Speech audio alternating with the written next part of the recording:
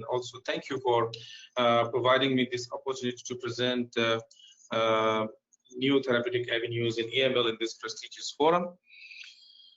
I don't have any disclosure. These are my objectives. We'll try to talk about diagnosis,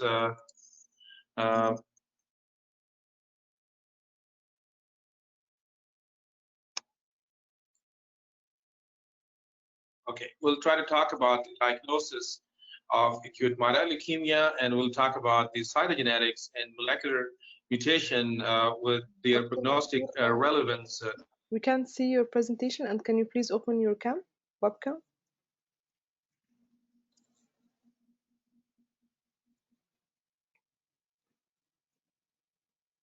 Can you see it now? It's can you see it now? black. Okay. You can see my presentation, huh? No.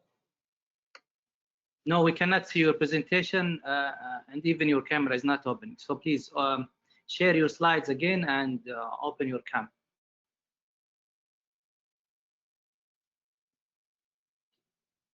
Can you allow me to share my screen?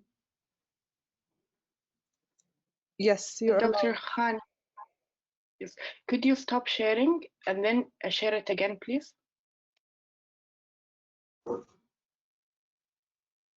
Not sure why it's saying unable to share the webcam. Yesterday it was fantastic. I think you have to allow me to share the screen. Yeah, now it's working. We can see your screen now. And you can see me also? No.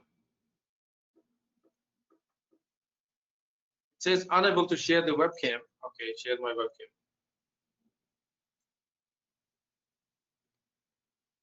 Is it okay? No, we still can't see you, Dr. Mansoor. I don't know. Yesterday it was perfect. Unable to share the webcam. Yes, Your webcam is already in use. Please close all the applications using your webcam and try again.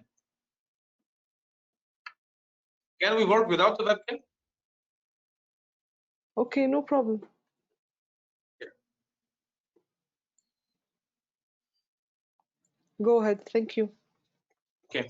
So these are my objectives. We'll talk about the diagnosis with regards to molecular mutation and cytogenetic and really a prognostic relevance for different types of AML. And we'll discuss the treatment strategies in patients less than 60 years of age and more than 60 years of age.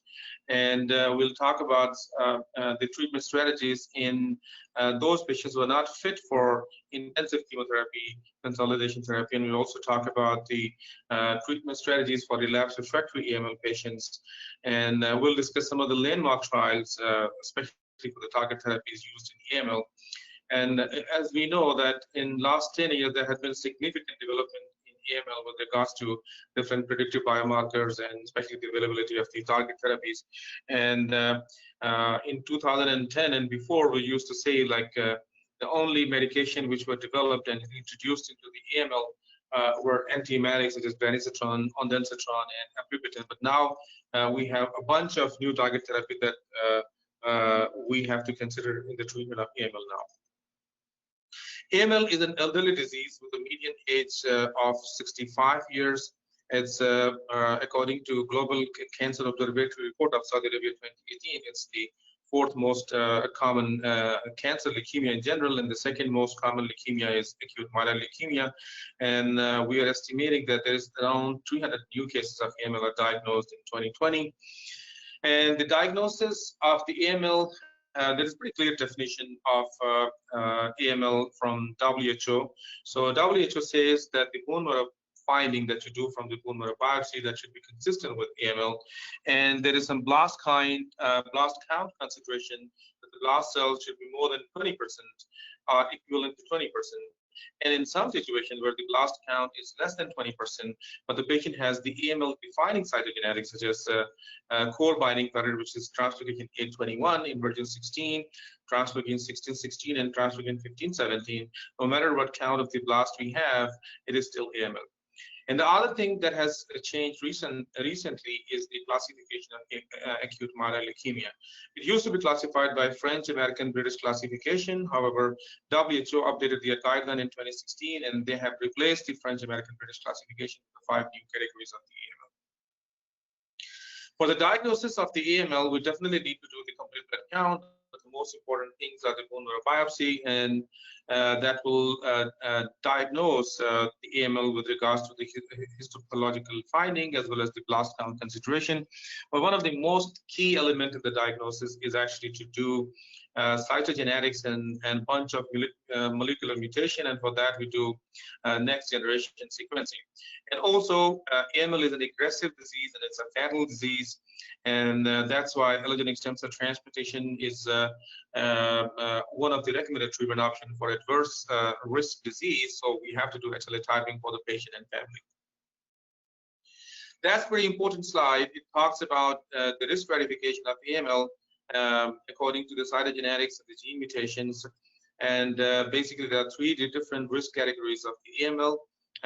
The favorable risk, I mean, this slide it mainly talks about the prognostic relevance of the AML, like what kind of treatment are we providing to the patients. So if there are favorable risks, they have core binding factor coupled with the NPM1 mutation or SEPA double mutation, but they should not have the FLT3 IDD mutation, and that's the favorable risk.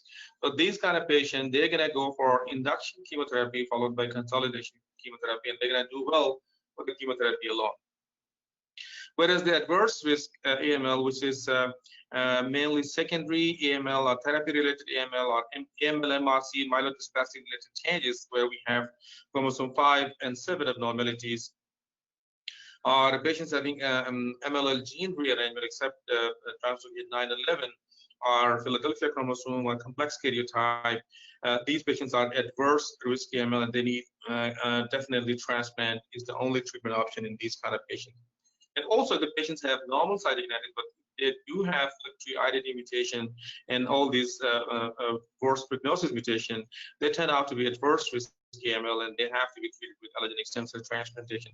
So this slide basically differentiates patients into favorable risk and adverse risk and intermediate in order to decide what kind of treatment that we're going to provide to the patient if we have the curative intention. So for favorable, it's going to be chemotherapy. For adverse risk, it's going to be chemotherapy followed by transplant. And for intermediate risk, it's still debatable the role of the transplant. But if you're a transplant center, then you might be doing the transplant, as in Ministry of National Guard Health Affairs and as well as in King Faisal.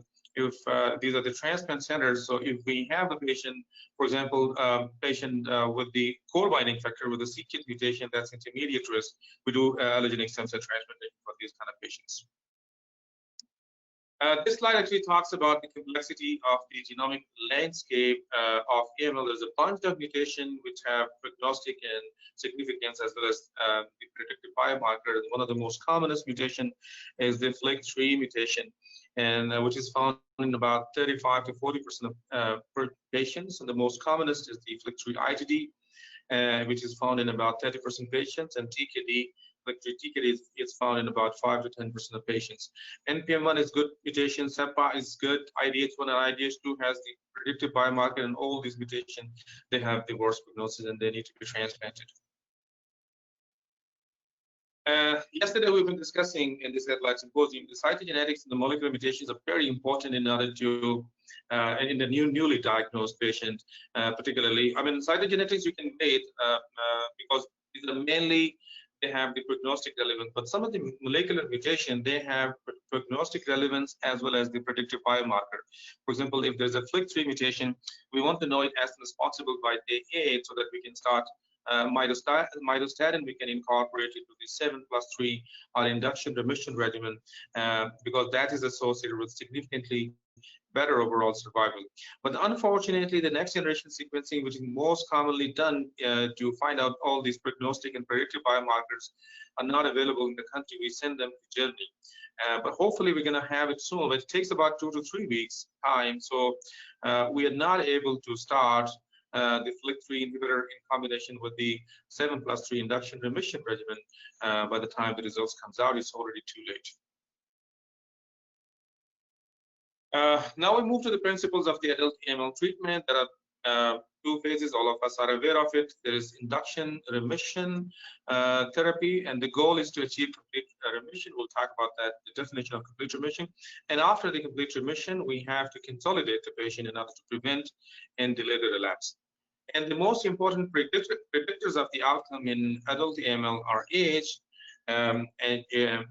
Age more than 60, you can't give them intensive chemotherapy, and you need patients with a good performance status to treat with intensive chemotherapy or to do the allogeneic stem cell transplant.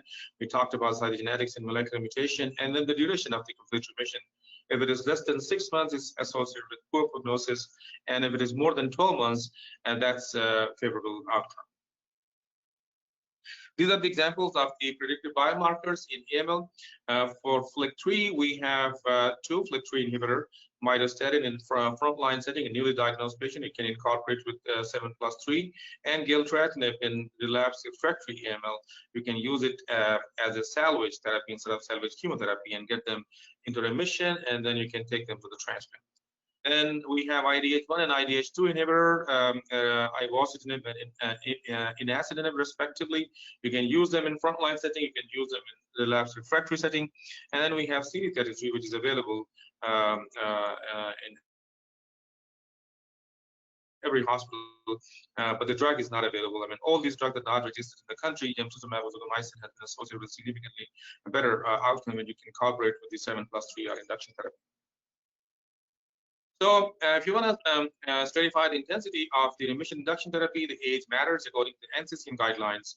Age less than 60, your goal is complete remission, so you go with the intensive chemotherapy. And age more than 60, your goal is palliation, and you go with the less intensity chemotherapy. So these are the treatment strategies for age less than 60, so the patients having favorable risk cytogenetic, we talked about that. So the category 1 recommended treatment option is 7+3, 7 days of cytarabine and 3 days of anthracycline. And if gemcitabine or ozogamicin is available, you can incorporate along with the 7+3, that's category 2A recommendation. And the patients who have FLT3 ITD mutated AML, you can incorporate mitostatin from the day 8 till day 21 of the induction, and for patients who have chromosome 5 and 7 abnormalities, such as we have seen with therapy-related AML and myelodysplastic syndrome-related changes, the 7+3 is still the category 1 recommended treatment option, although many hematologists in different centers, they would like to use FLAG-IDA in patients less than 60 years of age, but still the category 1 recommended treatment option for this group of patients is 7+3. There is another medication which is CPX351. It's also not available in our country. It's a dual drug liposomal encapsulation of liposomal daunorubicin and liposomal cytarabine. And that's category 2B recommended treatment option in age less than 60. However, that's category 1 recommended treatment option in age more than 60. We'll talk about that when we come there. So the remission induction therapy, the standard of care is 7+3. You can use cytarabine. We use 100 milligram per meter square, and then you can use anthracycline for 3 doses. 3 days and 3 doses, and the recommendation is to use higher dose of the daunorubicin, 60 to 90 milligram per meter square, according to ECOG 1900 trial, which compared the high dose daunorubicin versus 45 milligram per meter square. There was significant difference in overall survival. If you're in Europe, you're using 60 milligram per meter square. If you're in the United States, you're using 90. In our country, most of the centers they're using 60 milligram per meter square daunorubicin. Does the choice of the anthracycline matter, whether to choose idarubicin or daunorubicin? In my opinion, there is no significant difference, but there was a study published in JCO in 2013 which compared idarubicin versus the daunorubicin 60 to 80 milligram per meter square, and idarubicin had demonstrated superior long-term outcome with the idarubicin. However, we need further studies to confirm this, and also it has not been compared with the daunorubicin 90 milligram per meter square. In my opinion, it's institutional preference and practice. So, for example, in our center, we are using idarubicin in patients aged less than 50 years of age, and more than 50 to 60, we use like daunorubicin. This is the definition of the complete remission that I was talking about. We need the normalization of induction therapy after like 2 to 3 weeks, and most of the centers they will do the bone marrow biopsy at 2 weeks if the counts are recovering, or they will do the bone marrow biopsy by 4th week. So there should be normalization of the count. Absolute neutrophil count should be more than 1,000. Platelet count should be more than 100,000. Patient should be independent of the transfusion. There should be clearance of the marrow blasts, especially the RRORs, and there should be absence of extramedullary disease. This is called complete remission. Sometimes it's not possible to get complete remission in some patients, patient with the difficult to treat mutation, AML in relapse refractory setting, or even in frontline setting. So it's okay for us to have the patients achieve everything, but except the platelet count and the absolute neutrophil count is not yet up to the mark. It's called complete remission with incomplete recovery, CRI. With the newer medication, IDH1, IDH2 inhibitor, the physicians and the researchers, they have started using another definition, CRH, which is complete remission with partial hematological recovery, in which there is a clearance of the marroblast, but the platelets are partially recovered, more than 50,000, and absolute count only more than 500. That's called CRH. So I'm going to use CR, CRI, and CRH in my landmark charts. So that was what I talked about. We give induction therapy, then we monitor after 2 to 3 weeks, and or at 4 weeks. If there's hypoplasia, we await the recovery, and once they're in remission, they go for the consolidation.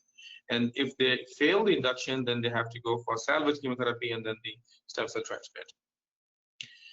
So this study, which was published 2002, but they looked at the prognostic relevance of the FLT3 mutation in AML patients, and they found out that the patient, those who had FLT3 mutation, they had very shorter overall survival in comparison to the patient, those who had no FLT3 identification, and that was same was seen with FLT3 TKD mutation.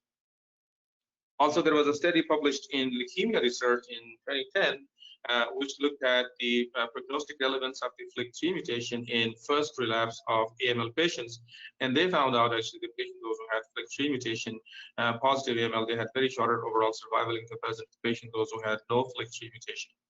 Not only this, they also found that it's very difficult to get this patient into complete remission in comparison to the patient, those who had no FLT3 mutation. So that basically tells you that FLT3 mutation negatively impact the overall survival and disease-free survival. And in the first relapse or in relapse refractory setting, it is a terrible disease, but there is a narrow opportunity of treating these relapse refractory patients. And we really need to have FLT3 inhibitors available in our country, both in frontline setting like mitostatin and second line setting gilteritinib.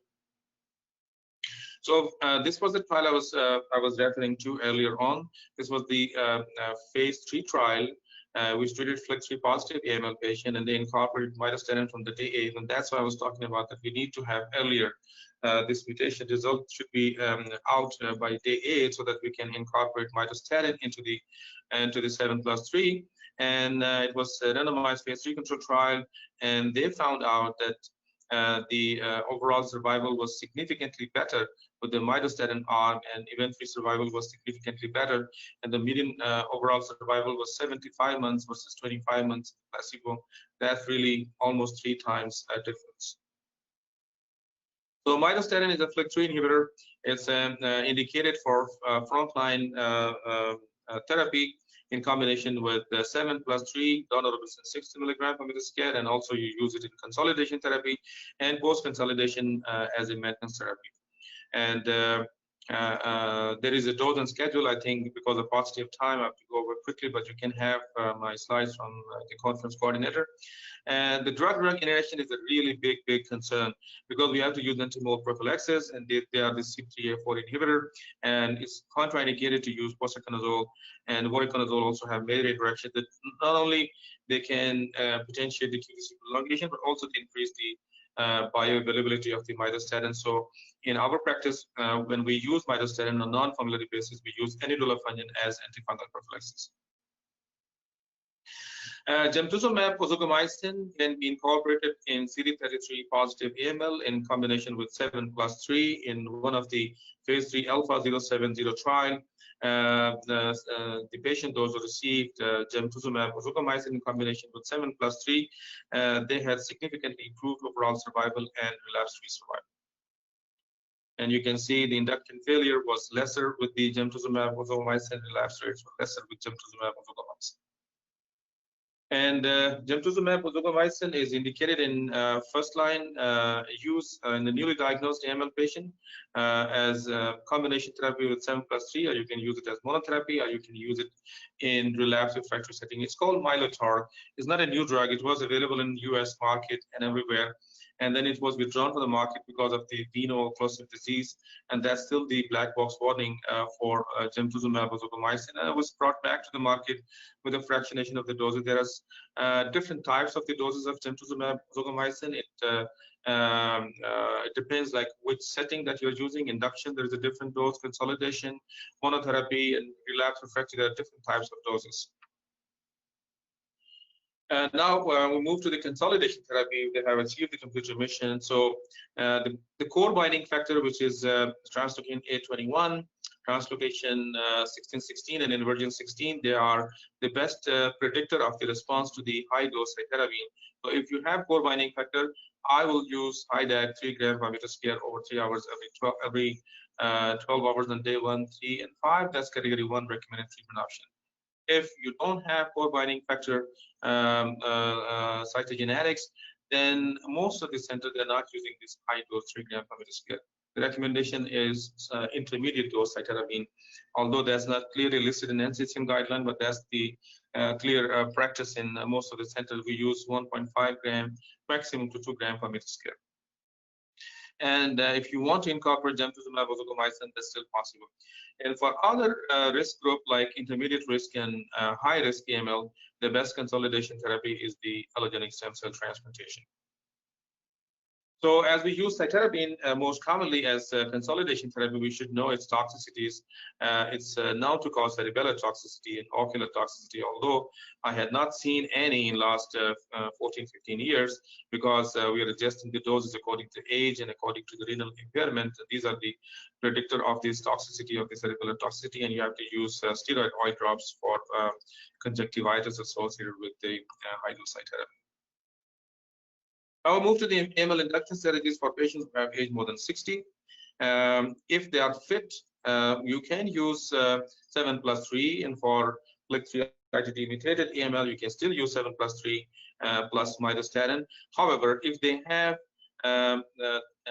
secondary AML, which is therapy-related AML, or AML with myelodysplastic-related changes, then the category 1 recommended treatment option is CPX351, and I'll talk about the landmark trial quickly. So this is the dual combination of liposomal daunorubicin and cytarabine, and that's category 1 recommended treatment option. It has really shown significant survival benefit. So other patients who do not have these cytogenetic abnormalities, they have other unfavorable risk cytogenetics. There is a bunch of target therapies such as Venetoclax can be used in combination with hypomethylating agents or in combination with low-dose cytarabine. You can also use low-dose cytarabine. You can use hypomethylating agents as single agent. There's a bunch of other options. So that was the trial I was talking about, CPX351, which is a combination of liposomal cytarabine and daunorubicin in 5:1 molar ratio. That was the phase 3 randomized controlled trial, and the patients were randomized to receive 7+3 versus CPX351. And have a look at this. In all age group, more than 60 to 75, the median overall survival here almost 10 months versus 7 months. Median overall survival 9 months versus 5 months. So the median overall survival in this group of patients, which has really worse prognosis, has been significantly improved by CPX351. Its toxicities are similar to the agents like individual agents, and it's indicated for age more than 60, elderly AML with secondary and therapy-related AML. Then we have other low-intensity treatment options, such as hypomethylating agent. Both decitabine and azacitidine have been shown to increase the overall survival in elderly patients or those patients who are not fit for intensive chemotherapy. But they take long time to see any benefit, if there is any, and they may take up to 6 cycles to see any kind of benefit. Then we have very interesting combination, Venetoclax containing regimens. We have included Venetoclax in our Ministry of National Guard Health Affairs formulary for treating those patients who are aged more than 75 years of age and they are not fit for chemotherapy. Venetoclax is very promising agent for those group of patients. So there are 2 trials for the Venetoclax, and M14358 was the trial phase 1b dose escalation and expansion trial in which the Venetoclax was combined with hypomethylating agents, and 400 milligram dose, which maintenance dose of the Venetoclax arm achieved complete remission and complete remission with incomplete recovery of about 73%, which is really remarkable in this group of patients with overall survival of 17.5 months. The second trial was M14387. It was phase 1b/2 open label trial in which it was combined with low-dose cytarabine, but the maintenance dose is higher in this protocol. It's 600 milligram. And one thing that we do, there's a quick ramp up of Venetoclax. Within 3 days, you can reach 400 milligram or 600 milligram. The quick ramp up is because of the aggressiveness of the disease. When we do the ramp up in CLL, it takes about 4 weeks because that's an indolent disease. We don't have that much time. And overall, complete remission and complete remission with complete recovery was 54% with this combination, and that's really remarkable progress with the Venetoclax. So Venetoclax is a BCL2 inhibitor. It's indicated in elderly patient in combination with either hypomethylating agents or low-dose cytarabine. And the drug-drug interaction is still an issue. And if you use posaconazole or voriconazole, because we always have to use one of them as anti-mold prophylaxis, you have to cut down the dose of the Venetoclax to 100 milligram instead of 400 milligram. So that's 75% dose reduction. And you should be aware of the maintenance doses are different when you use different combinations. Then we have the GHAA inhibitor, Glastigib. It was combined with low-dose cytarabine in a phase 2 trial. It was compared with the low-dose cytarabine in newly diagnosed patient based on the BRIGHT AML-1003 study. There is significant difference in this combination of Glastigib plus low-dose cytarabine, 9 months overall survival versus 5 months overall survival with low-dose cytarabine. And that was the landmark trial which led to the approval of Glastigib in frontline therapy for elderly patients who have aged more than 75 years and they have comorbidities, or those who have young patients but they have comorbidities and we cannot use intensive therapy. Drug-drug interaction is the same concern. All of them, they are CYP3A4 substrates, so using CYP3A4 inhibitor inducer is a big concern. In IDH, yes. You have 2 minutes, please. In IDH1 mutation and IDH2 mutation, we have ivosidenib and inacidinib, and they have also the same drug-drug interaction issues.